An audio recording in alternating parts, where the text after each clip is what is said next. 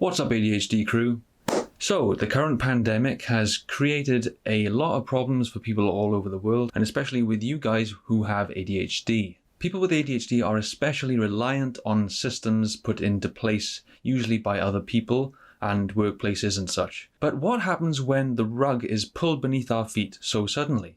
Well, it creates disaster and chaos, and we often don't know where to even begin to recreate that structure all by ourselves from scratch. So I just want to provide a few ideas that might help increase the chances of you being able to reorder your life, but just remember that it's up to you to take action and there's no guarantee of anything. At the end of the day, you've just got to experiment and persevere until you find something that works specifically for you. So the first thing I think that helps a lot is getting clear about what you need. So I recommend that you take some time out of your day, in fact right now after this video, to get very clear about your responsibilities and the activities that you want to include in your general day-to-day life. I recommend that you write it down and make it very visual. This way it's very easy to understand your train of thought, and it's so much easier to get that psychological connection between what you're trying to achieve instead of leaving it up in the air and leaving it uncertain, because when that happens it often goes by the wayside and you just end up not getting around to it and procrastinating, right? So it's a really important step is to set this up in advance. The more certain things are for you, the higher the success rate is going to be. Step 2 is mimic the environment that you had that helped you stay on track. You can treat this as a psychological trick that you can play on yourself. You'd be surprised at how effective it is when you pretend as though you are going to work, you put on a suit, you dress up smart, you have a specific environment where you go to work, and you set it up accordingly. Now, in order to do this, you have to also be quite strict with what you're going to be doing in that particular area.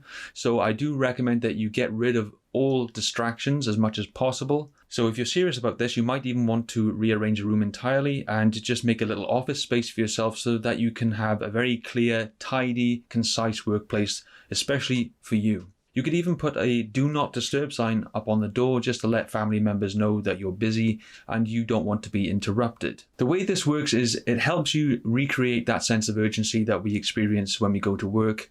But the difficulty with doing it from home on your own accord is that you don't really have a boss checking up on you, and you don't have the social pressure of colleagues also interacting with you. So it's going to take a bit of practice, but I think it's a good starting point.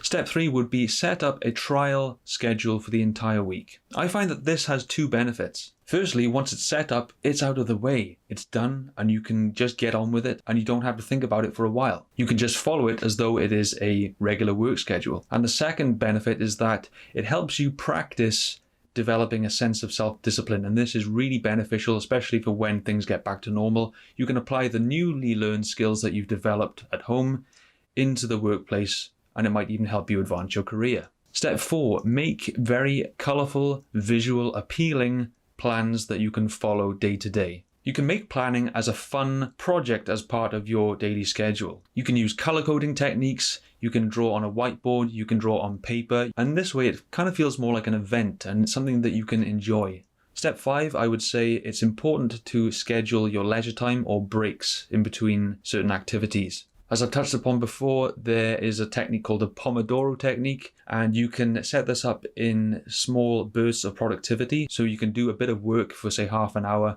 and then take 5-10 minutes break, but it's up to you. It's more about what works for you specifically. So you can go for an hour of working to get more done and have an hour break, or you can do really short bursts like 10-15 minutes with another 10-15 minutes break. But it's important that you time the break so that you don't go off track and you can hold that momentum. You can sort of psychologically psych yourself up to getting back to work. Step 6, keep a small, realistic set of achievements for that particular day or week and check them off as you go along.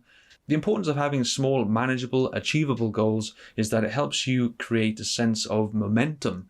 It's kind of like a snowball effect, right? If you start doing small, you build up gradually to bigger tasks and you get more motivation as you go along. It's kind of like exercise, except you're exercising your mind, right? You don't just go full throttle, you warm up to it gradually, and that way you can create hyper-focus and stick with the task. Step 7, collaborate with family members, get them involved as part of a project that you can all participate in and help each other. It also helps if you can get people around you to hold you accountable and remind you. because sometimes having social pressure to keep you on board is missing during this pandemic. So if you can get somebody either in your household or have a conversation with somebody over the internet, perhaps daily or weekly basis, it's going to make you more likely to feel that sense of urgency and keep you on track.